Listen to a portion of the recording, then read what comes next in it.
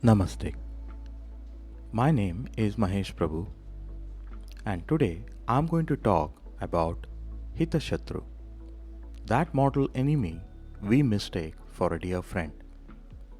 One of the greatest myths about success or wealth is that it will earn you a lot of friends and that it will make you happy.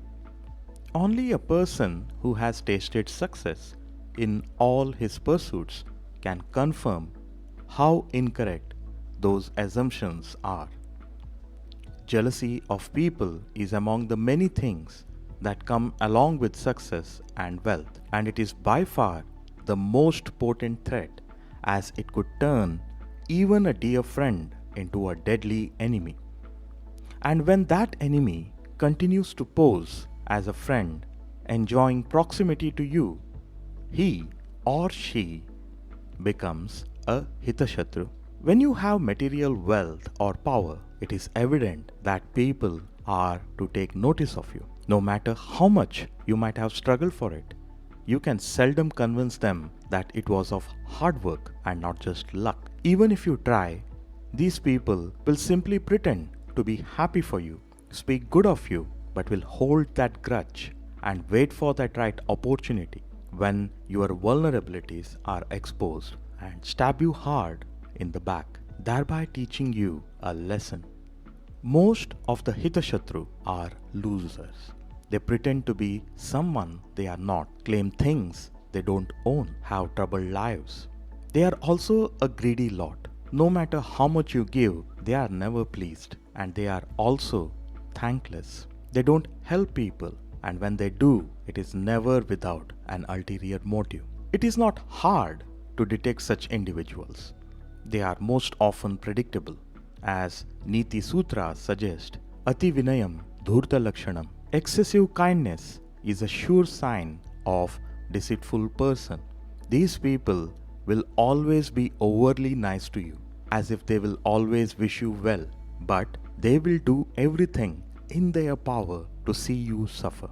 They might as well be one of those people who will tend to like every single post and express deep affection of love and care on social media. But deep within, that person will most certainly be fuming with anger and frustration at your every success and equally pleasured at your every single pain. The most important thing to know about such people is that they can never be happy. Their happiness is pleasure, often modest and short-lived.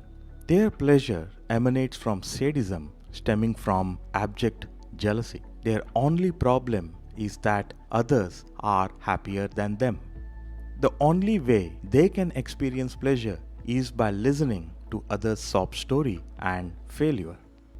So, how do you deal with such people? The first thing to know here is that, irrespective of how lethal your enemy outside is, the greatest enemy is always within you, your mind. When desires drive your mind owing to the urge to satisfy them, you are almost certain to face stress, strain, and its resultant anger, frustration, and exhaustion. So, before you deal with such enemies, you must first deal with your mind. Always remember that it does not help to romanticize or dramatize life too much. Not everything is persistently good and wonderful. Similarly, not all is bad and dreadful.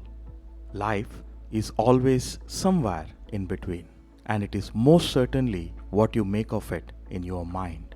If Hitashatrus are part of your professional or friendship circle, it might not be difficult to get rid of them. But then, don't have to get rid of such people, as they can be useful in the larger scheme of things.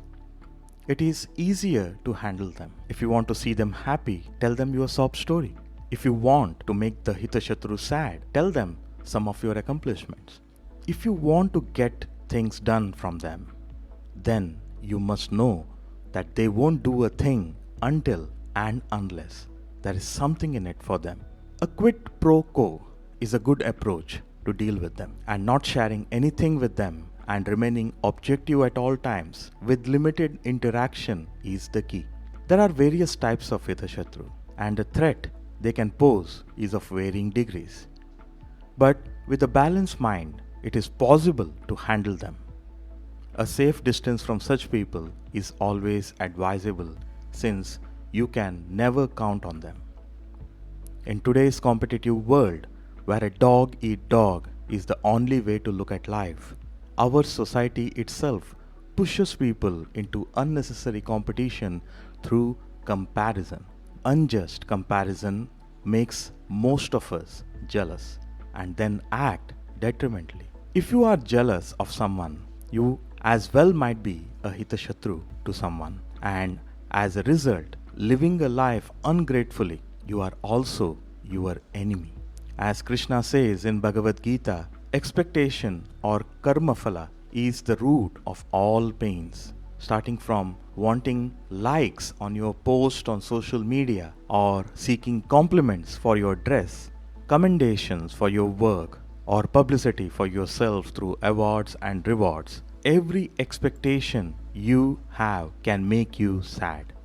The only way out is either to live without expectations by living in the moment, or to let go of your expectations. Instead of brooding over the unachieved expectations, it will always help to move on. The idea that we need people for emotional support against all conventional beliefs is not accepted by the Vedic rishis. As said by thousands of years ago, you are the only soul responsible for your pain and pleasure. If you consider your expectations, anger, jealousy, etc. as your friends, then you are your own Hitashatru. And you can never subdue the external Shatrus or enemies or Hitashatru until and unless you have conquered the ones within.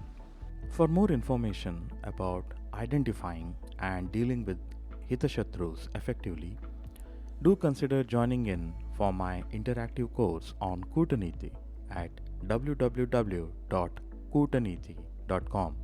That is KOOTANEETI. Pranam.